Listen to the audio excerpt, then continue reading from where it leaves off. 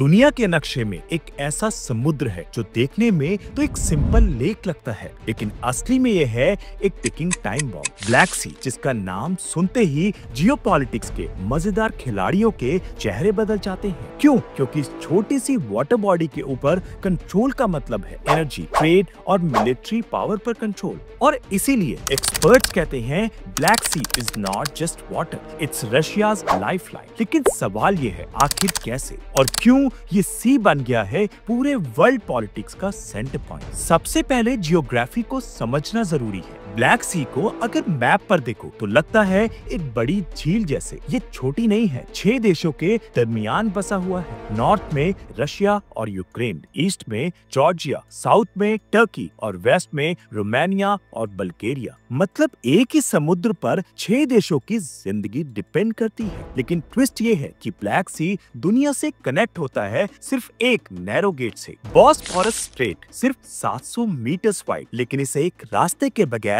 Black सी बिल्कुल land lock बन जाता है और बॉस्फोरस का कंट्रोल सिर्फ टर्की के हाथ में है। इसका मतलब है चाहे रशिया हो, यूक्रेन हो या नेटो, सबको दुनिया से जुड़ने के लिए टर्की के मूड और रिलेशंस पर डिपेंड रहना पड़ता है, और यही बनाता है टर्की को एक साइलेंट किंग मेकर। अब असली कहानी शुरू होती है रशिया से। रशिया के लिए ब्लैक सी सिर्फ एक पानी का जिस्म नहीं है, बल्कि उसकी ट्रेड और मिलिट्री पावर की सांस है। क्योंकि रशिया के आर्कटिक और नॉर्थ पोर्ट्स तो ज्यादातर साल आइस से जम जाते हैं, लेकिन ब्लैक सी एक ऐसा रास्ता है जो 12 महीने ओपन रहता है, यहाँ कभी जमाव नहीं होता। इसी वजह से रशिया ने अपने 2 सबसे इम्पोर्टेंट पोर्ट्स यही बनाए, नोवरोसिस्क और सेवास्टोपोल। नोवरोसिस्क यहाँ से रशिया का तेल और अनाज दुनिया भर के बाजारों तक जाता है। सेवास्टोपोल क्राइमियन पेनिसुला का डीप वाटर पोर्ट जो रशियन नेवी का बैकबोन है। ये दोनों पोर्ट्स रशिया को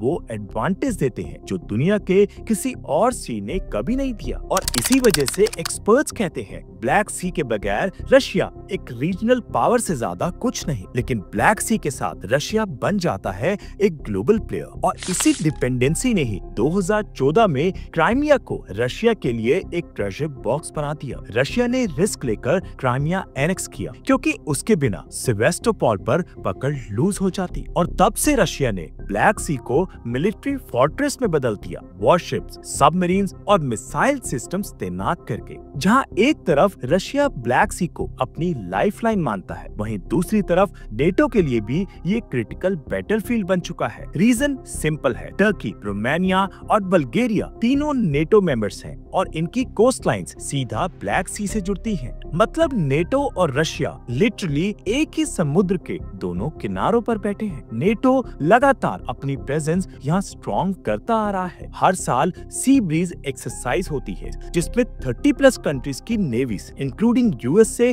और यूके अपने वॉरशिप्स भेजती हैं। एम होता है रशिया को एक क्लियर मैसेज देना कि अगर तुमने ब्लैक सी को अपना प्राइवेट पॉन्ड समझा तो नेटो भी रेडी है। कभी कभी ये ड्रिल्स डेंजरसली क्लोज तक चली जाती हैं। जैसे एक बार ब्रिटिश नेवी का शिप डायरेक्टली क्रीमिया के पास पहुंच गया था। रशिया के वॉरशिप्स ने उसे घेर लिया और सिचुएशन ऑलमोस्ट वॉर तक पहुंच गई थी। और सिर्फ समुद्र पर ही नहीं, रोमानिया और बल्गेरिया में नेटो ने अपने एयर डिफेंस सिस्टम्स इंस्टॉल किए हुए हैं। रोमानिया का Aegis Ashore missile defence system directly Russia के बैलिस्टिक मिसाइल्स को इंटरसेप्ट करने के लिए बना है। मतलब ब्लैक सी एक ऐसी जगह बन गया है जहां रोज का टेंशन हाई रहता है। एक छोटी सी गलती भी बड़ी लड़ाई में बदल सकती है। ब्लैक सी के पानी पर सिर्फ वॉरशिप्स ही नहीं चलती, बल्कि दुनिया का खाना पीना और एनर्जी भी इसी से गुजरता है। रशिया के लगभग 30% ऑयल और गैस एक्सपोर्ट्स